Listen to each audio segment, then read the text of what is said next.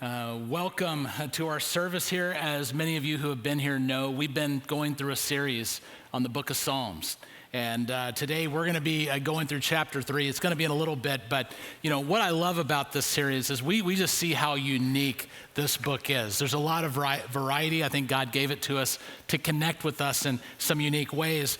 Last week, Pastor Rick had a psalm that was very inspiring, Psalm 122, and man, it was inspirational and energizing. I felt like we stormed out and hopefully did some good last week. And if you didn't hear that, make sure you go listen to it, but it was great.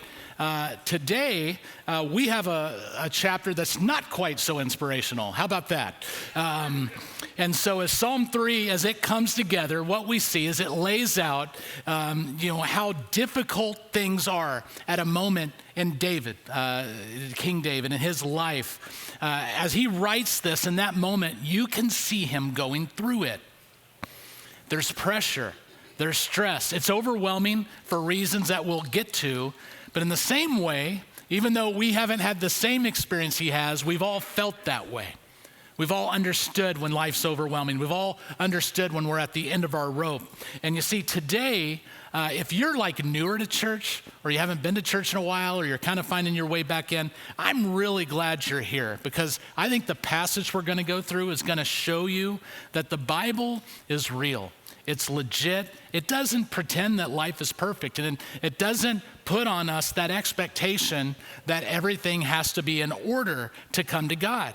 I mean, in this passage, we experience him saying, like, God, I don't know what's going on in my life, and I'm going to tell you about it. It just starts off like a cannon. It actually starts off saying, Lord, how many are my foes? How many are against me? He just dives in to what's happening here. And so it's a very chipper opening, by the way. It's better than good morning, right? Just, God, my foes are against me. But we just know that sometimes it feels this way, and we draw the application for us. But as we're looking through Psalms, I want to help you understand just kind of some of the different types. One kind of psalm is a psalm of ascent, and that's what Rick talked about last week. And a psalm of ascent is when it's showing your trust or your confidence or your hope in God. There's also psalms of petition, and that's praying for God's intervention. There's psalms of praise, which is praise and worship. And then there's a psalm that the one that we're looking at today is one of lament. And a lament, those are psalms that express grief, distress, sorrow, and pain. Again, not highly optimistic, but very real to the core of what the Psalms are.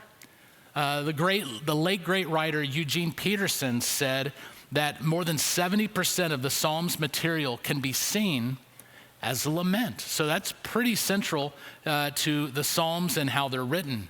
They're not something maybe more positive or focus on praise or trust, but this is a psalm that goes deep into what David had experienced. And so he gets real with us in this, and he shows us a way in this today where he tells us how we can deal, or he models for us how we can deal with the heaviness of life in a very real way. And so do we go to God in a way that's not truly authentic? Where we're going through the motions, or we say, I got this, God. There's ways we can go to God that I think it's important to note. The first way that we can deal with difficult circumstances is we can play the game of denial. And we can say, problem? What problem? It's not a problem. God, I got it. I don't need your help in this right now, even when you do, right? Others of us can project when we have difficult circumstances. There's projections, so we may blame other people. We may blame family members, our circumstances, whatever. But in this case, we don't fully take responsibility for ourselves and our actions. And so we can do projection, we can do denial, and many of us can play the victim. And the victim is generally saying, why me? And I don't want to minimize those who have experienced, true victimhood, but if that's a pattern, many who truly get stuck in the cul-de-sac of victimhood, they can live here. And they're not able to see maybe how their decisions or their patterns contribute to the challenges in your life. And what's cool about this psalm is these three ways are not the way this psalm deals with the junk, with the garbage of life. But in this one, God shows us how we can deal with it in reality. And again, if you're here and maybe you've had experience in church where you haven't seen authenticity, or maybe you're new to Christianity, this is what we love about the Bible. You see the authenticity in here, and it's powerful. In the Psalms, we see something real. But something of note is the Psalms don't pretend that life gets easier when you try to remain faithful to Jesus. There are some branches of Christianity that will just say, oh yes, everything's gonna go the way you want. But I hate to break it to you, but the Psalms make that very clear, that the challenges will stay.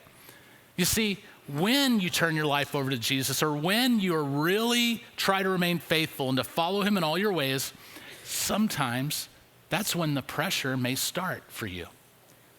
We've had many people come to our church, find Christ. We've had many people who are getting baptized. Praise God, it's just terrific. They're doing a course correction in their life. They're saying, I used to live this way. This is where I'm going to live this way now.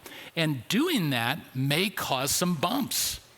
It may cause some serious, turbulence because of their family, because of their social circles. That may cause some issues as they course correct. And so this psalm doesn't pretend that life gets easier. Let me tell you, your life will be better, ultimately. It will be more fulfilling. It will be more God-honoring, but the psalm doesn't sugarcoat things, and that's what I love about them. One writer has said that most of the Bible speaks to us, but the Psalms, they speak for us. And that's never more true than in this chapter, because it deals with how are we going to deal with all of this? How are we going to handle all of this? And so we're going to start at the beginning. We're going to work our way through. And in fact, we're going to start before we even get to verse 1. There's a heading in this chapter, and it says, a psalm of David when he fled from his son Absalom. There is a lot going on just in that sentence that we'll get to. I mean, there's a lot of baggage, there's a lot of story, and we'll give a little context, then we'll dive in. But first of all, if you haven't been part of the series, what is a psalm? It comes from the Hebrew word mizmor, and it literally means a poem put to music, with music accompaniment. So it's the idea, it's literally a song or a melody. And the beautiful thing about the Psalms is it's not just sentimental. At the same time, it's not purely informational. Some people like their information, just lay it out for me. The Psalms, it's art. In some ways, it's subversive. It helps us look at things in a different way. And so the Psalms, they come at you. And you use this book of the Psalms to wash over your life, and it helps you with alternative perspectives about God. And that doesn't mean theologically it's different, but it helps us see him in the way he needs to be seen, helps us connect with him in that way. It helps us know what our soul is about and what success in life is really about. And so this is a psalm, and it's a psalm of David. And so David was the second king of Israel. Before him, there was Saul, and that did not go so well. That's a sermon for another time. And so God really went out to David to serve as king, and David was called, many of you know this, he was a man after God's own heart. And he is known primarily for, David and Goliath. He had a sling, he had some stones, and God used those to take down the giant enemy, Goliath. But David, the whole tone of that is kind of lucky, but he's an artist, he's a writer, he's a worship singer, great people, obviously we know them and all that. But David not only was that, but he was a pretty tough guy. He was legit. He fought off a lion and a bear that we know of to protect him from his sheep. So David is both tough and tender. And so we look at this, it says a psalm of David, and then we get to when he fled from Absalom, his son. And now what does this mean? And friends, this is when you talk about why he's running, things get a little bit rough, okay? I mean, this is, like any medieval history or any, kingdoms with multiple wives. There's tons of sin. There's tons of ugliness. It's very Bravehearty, Sopranosy, it's rough. It's dysfunctional. You see, Absalom, he is the son of David, and David had many wives, but Absalom was his third son to his wife, Maacah, and he was David's favorite son of them all. And then through her, they had a daughter named Tamar. And so they're going through their life as kings and rulers. And another one of David's sons, a man named Amnon, he raped Tamar. I mean, pretty brutal stuff. And so Absalom has a righteous anger towards Amnon, and the one who perpetuated this horrible act. And we can relate to his desire for justice and his anger at him. And so he waits a little time, a couple years, and he sets it up to a situation where he kills Amnon. And killing, that was still frowned upon even with what he did. And so he went on the run. He fled for 3 years, went outside the kingdom, but David wanted his son back. David desperately wanted him back, and he told him he could come back, and he did. And then David reinstated him. And so you would think happily ever after.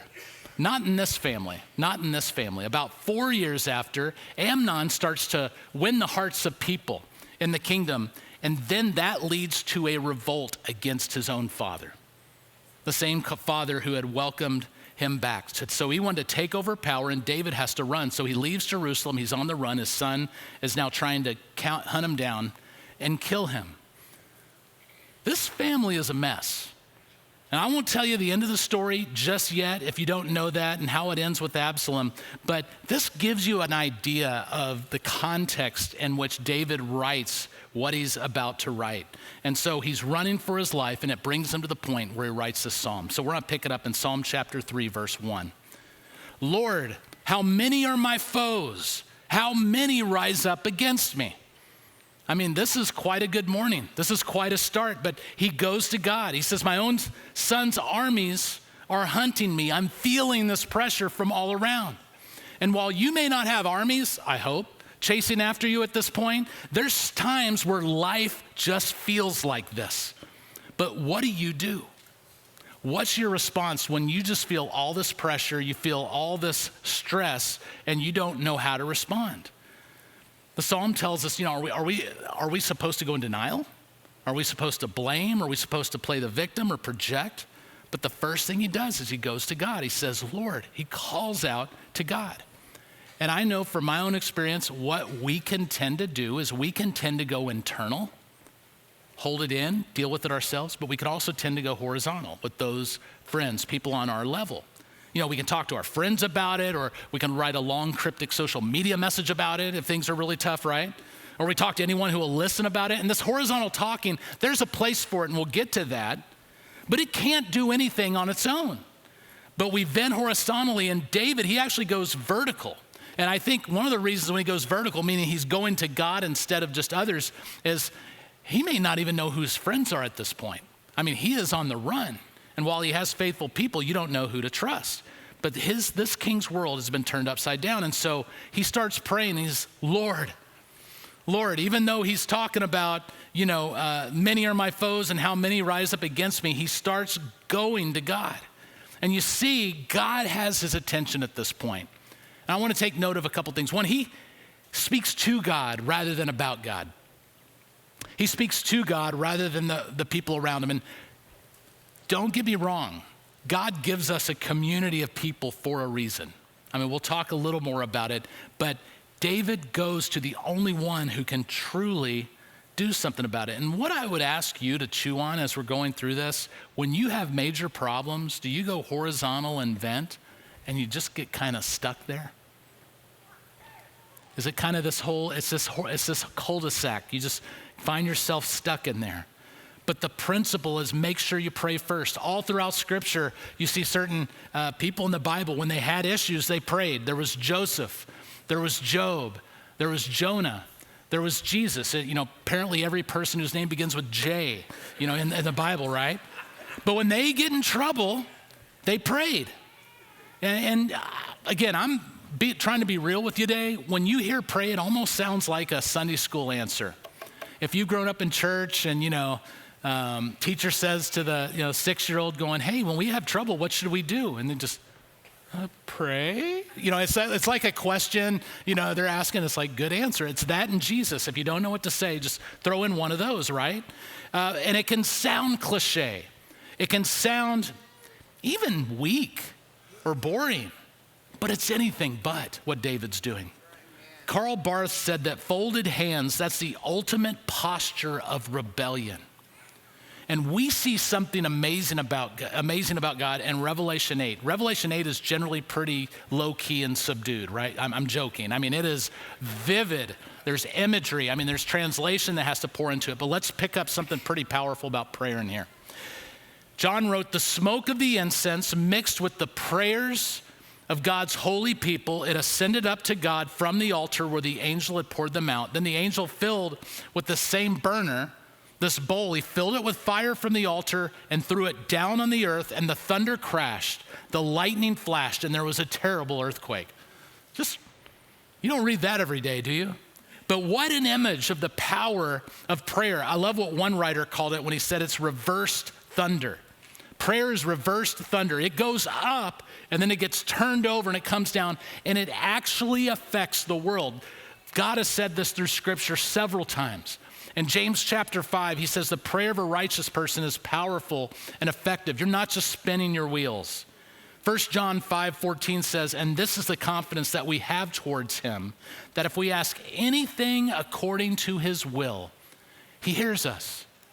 Jesus says in Mark 11:24, therefore I tell you, whatever you ask for in prayer, believe that you have received it and it will be yours. And essentially, even though again it can sound trite, it can sound cliche, everything else, we have a power that when we're in deep challenges that we have access to, and the question is, do we really leverage this for real change? Or do we pray, we don't expect much, and we may do a lot of the tougher prayers, we may just talk to those around us and we don't get anywhere. And we'll get into that a little bit later. But after David is driven to this point, it's clear as day what he should do, and it should be clear for us. Let's pick it up in verse 2. He says, many are saying of me, God will not deliver him. Okay, many are saying, God, I'm not going to make it through this. This does not look good. And you see, we've talked about what's happening here. He's on the run for his life, and he's desperately calling out to God, but we need to focus for a minute on the why. Let's focus on the why a little bit. David has a significant hand to being in this situation. He has a significant hand to being here. When he sinned through his affair with Bathsheba, he called to her, summoned her, seduced her, she became pregnant. And then he sent her husband Uriah to the front of battle so that he would be killed. After all of that, many of you know about that, David came back repentant to God, turning his life around, and God accepted him. But even though he ultimately repented, God said there would be conflict in your family. In 2 Samuel 12, verse 11, it says, God says to David, because of what you have done, I will cause your own household to rebel against you. I mean, some have called it a curse. And so what's happening after this thing with Bathsheba, he's facing a lifetime of consequences. This changed the trajectory of his family. Many, again, said that he was cursed as a result. And there's no doubt the bed that David made for himself while he's on the run, that he had a part in making that. I mean, the bed he was sleeping in, he had a part in making it. But what you see throughout the passage is you don't see him playing the victim. You don't say, God, why? He's just running to God. He's repentant of his sin. He's still living with this collateral damage. But you see someone going to God for protection and relationship, going authentically. And he's not wondering why his life's so chaotic. I heard something and it actually really humbled me, and it probably will humble you a little bit, and I'm sorry to say it, but they said, you are the common denominator in all your problems. When you rebel against God, there is a ripple effect that outlasts that rebellion, often for years. Even if you clean things up, even if you make things right, sometimes that ripple effect can't be contained. And that's not God causing calamity. That's just a natural principle of rebellion and the consequences of sin. I have a close friend through the years who I served with in ministry, about 30 years ago. I know I look much younger than that, but we were in college and we served in a ministry part-time, and he was older than me quite a bit. He had second career ministry for him, but came to the Lord, wanted to serve in ministry, but he had never dealt with some of the destructive problems in his life, or the patterns in his life. And he ended up getting someone pregnant. that was not his wife. He was not married at the time. And so, you lose that moral authority in that case. And so he was sidelined from his ministry. I mean, it was a body blow for what he wanted to do. And so he felt conviction about it. He took responsibility. He got his life right. And today I could say he's one of the best men that you could meet. Loves God, honors God. But you see, even though he had gotten his life together, every day, especially in those early years, he didn't end up marrying the mom. And their relationship was tense. It was filled with trauma. You dealt with separate houses. You dealt with separate ways of raising a child. A lot of you have lived in that kind of circumstance, but there was some more other drama that was added to it, both of their mistakes. He did have a daughter that he loved dearly, and that's how God did something just great through his sin. And that was a blessing from God. But everything involved with the relationship and all that with his daughter's mom, it was complicated. And so about every day, and if not now, every week, he's lived with consequences of that sin. Even when he had gotten it all together, just like you, just like me, and just like David. David's sin impacted his kingdom. It impacted his family. It impacted his relationships. And while God redeemed David, he wasn't beyond deliverance, but he didn't see God as the cause of his problems. He owned it. He saw God as the solution. And let me tell you this, God doesn't waste a wound of yours, even if it's self-inflicted, if you let him in. Sometimes, again, we get into this cycle. We have self-inflicted wounds, and we live in the circle or the cycle of regret, victimhood, blame, whatever that is. But you see where David came. And again, he's surrounded by enemies. He wanted to be saved. You see his desperation calling out to God. Further into the passage, does he continue with the pity party? No, he doesn't. The next thing in this passage is verse 3 of Psalm chapter 3. He says, "But you, Lord, are a shield around me. You're my glory. You're the one who lifts my head high. I call out to the Lord and he answers me from his holy mountain." You don't see finger pointing here. He's running to God. He's not being oppressed by God. He's also not bargaining. And we've been there too. God, if you get me out of this, I know I had a lot to do with it, but if you get me out of this, then I'll take that step that I've been talking about. But he says, God, you're my shield. That means, God, you're my protector. I've made my bed, God, but you've not abandoned me. I love this. He says, God, you're my glory. Worth and honor are found in you, God. I mean, this is a king. He's had fame, he's had power, he's been the center of the story. I love what Max Lucado says about this. He talks about how David got to a place before his sin with Bathsheba. He got to a place where the power had consumed him, and he was sending for people. What does that mean? I mean, he wasn't seeking people. It was like he would send for his servants. One day he sent for Bathsheba to come in him. He was summoning. He sent for Uriah, her husband, who had been fighting in battle while David had not. That's a whole different issue. And he sent for him and then sent him off to his death. And Lucado's point is that David's problem wasn't as much a lust problem or a self-control problem, but it was a problem with power. It was a problem with power. And you have to think what he's gone through. What does it take for someone who's been the man, had all power, everything come back to him, to be humbled to the place where he's like, God, you're my glory. You are my glory. And I think the parallel learning for us here is it may not be power for you. Maybe it is.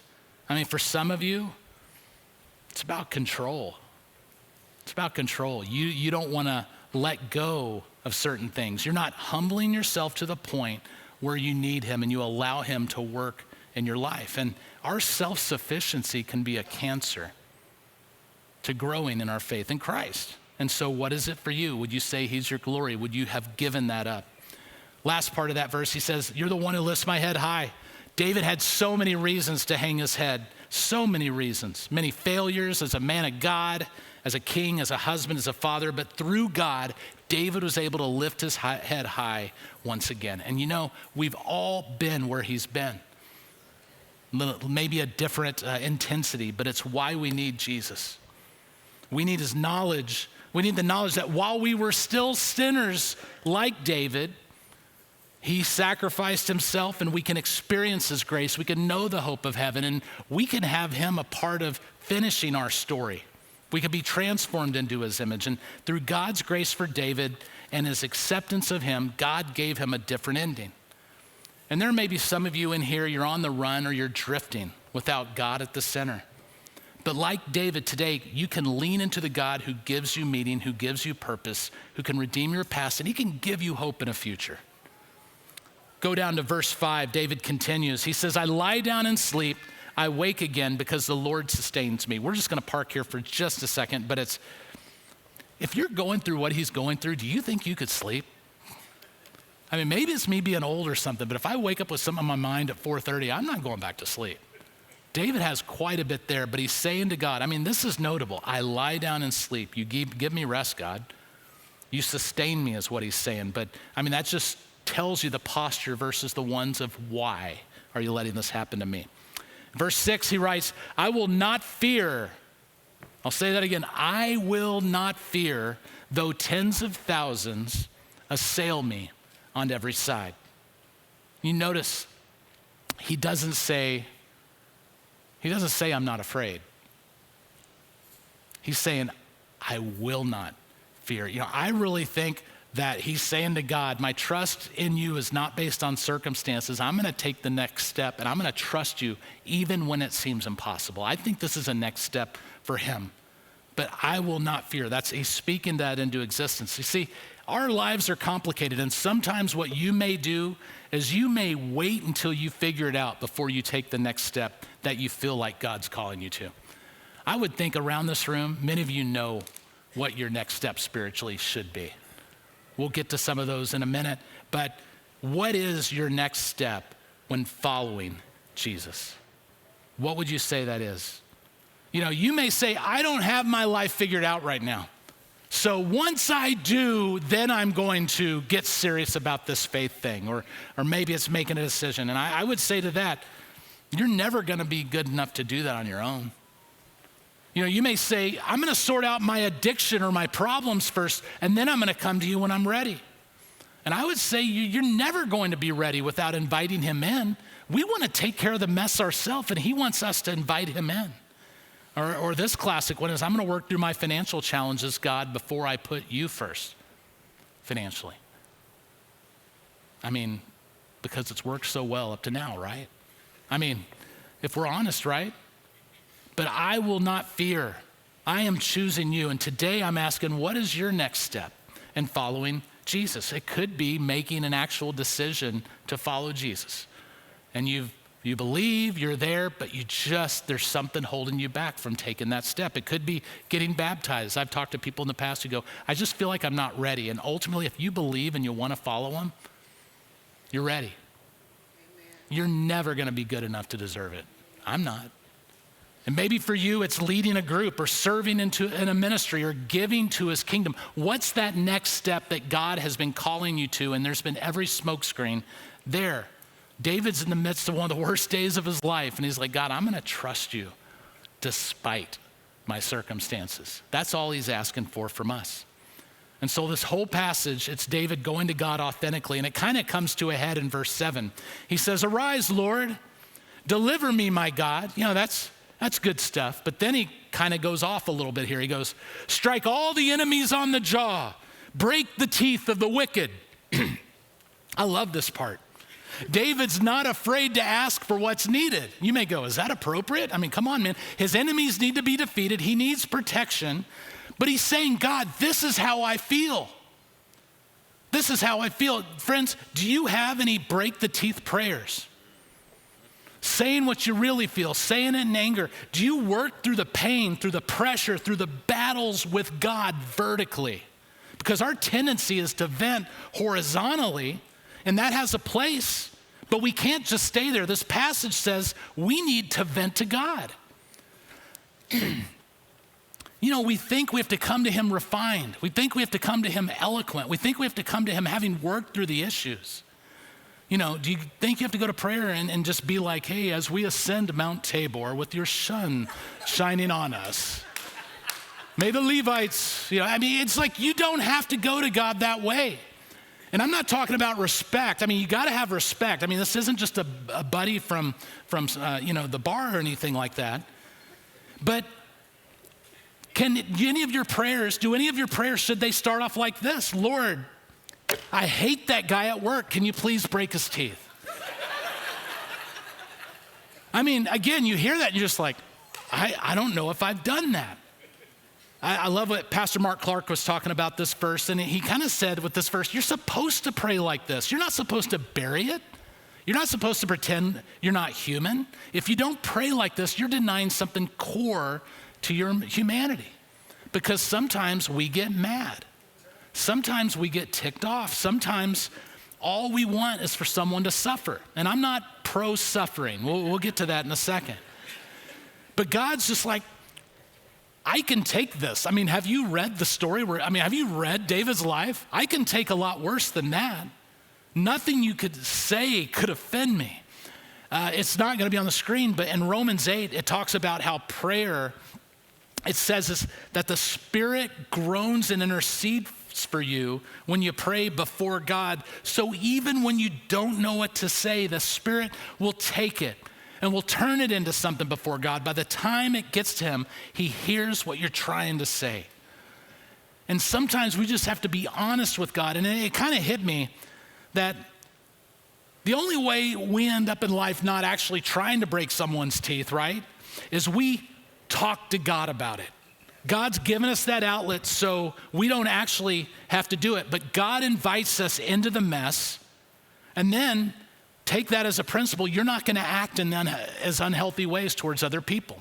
A turning point in my life is when people, really, I had issues with them, I would start to pray for them. I probably didn't go that far, and I missed out of a great opportunity to talk about that with God. But I would do that, and it would change the way I thought about it. God says, come to me. The beautiful part of prayer is the idea that you will grow, and that's what prayer is. It's not about changing God. It's about changing you. I love what Tim Keller says. He says, prayer is the main way we experience deep change, the reordering of our lives. Take these things to God. You see, for David, he took his eyes off his problems. He took his eyes off his circumstances. He took his eyes off his enemies, and he puts them before God. And that's what ended up healing him, because God's the only one who can do anything about it. The passage ends. Great verse, verse 8, chapter 3, it says, from the Lord comes deliverance, and says, may your blessing be on your people. This says deliverance comes from God. And in this desperate time, he recognizes what is central to everything, no matter the circumstance, is that we're living with God and his blessing in the middle of our lives. Philip Yancey, who's so good, he said this. He said, in the busy, industrialized modern world, we tend to compartmentalize our lives. Church, world, whatever that is. And somehow David and the other poets in the Psalms, they managed to make God the gravitational center of their life so that everything related to him. I mean, it's pretty simple. It's all about God. And the story of Christians, the story of me, the story of you is we spend our whole life, whenever we get off center, try to figure something out ourselves. I mean, we make a mess of it at best. Or improve, at the very best, we just don't improve it. But God is saying, I am here. I mean, David was involved in some pretty brutal stuff. But he was free to come to God, and God still changed him. And what you have to give him credit for, as bad of his father and a man he was at times, is he took the next right step. He took the next step he needed to take. And so ultimately, David, he was not killed while he was on the run. He made it back to his place as a king. And as the battles had raged, he had told them, protect Absalom. I don't want him to die. But they disobeyed him, and Absalom was killed. And he was shaken by it, and we see that in the next verse in 2 Samuel. He said, oh, my son Absalom, if only I had died instead of you. Think about the reordering that Keller talked about that happened through prayer in him, for him to pray like that. I wish it was me. I know he was trying to kill me. I know he betrayed me, but I wish it was me. And that is an image of a God who would be entirely justified to not allow us in a relationship with him. And it's an image of a God who would rather die for us than to lose us. It's a father sacrificing for his kids. And what we've witnessed in the Psalms is we've witnessed the prayer, or in this psalm, this prayer or this song of a man who had everything taken from him and he owned it. But he came back to God authentically. He came to God humbly. He came with real needs. But you can see how God had moved in his life in the midst of the mess and after the mess. So what now? Shane Parrish had this great quote that I think is really relevant here. He said, "Your past is a teacher, it's not a judge. Your next move matters more than your last mistake." And so, what's that next move for you? For some, it may be something we've talked about. Hey, I just need to make that decision. For some, it may be God needs to be my go-to and not my backup plan. I've been trying to handle this stuff, and he's just like, hello, I'm here. Can you bring him into the mess? Maybe that's what it is. And perhaps if for you, it's recognizing even when things aren't going the way you want, they weren't for David, that God may be using that to do something in you, and it doesn't mean his love for you is conditional. But sometimes your walk with God is about taking that next right step, leaning into him, releasing your grip on those things that keep you from taking it. And so no matter what's happening, no matter your past mistakes, no matter the mess you've made, no matter the pain you've experienced or the justice you want resolved, we can either point fingers or we can own it like David, and we can invite God to be the co-author to the rest of our story. What's your decision going to be? Let's pray.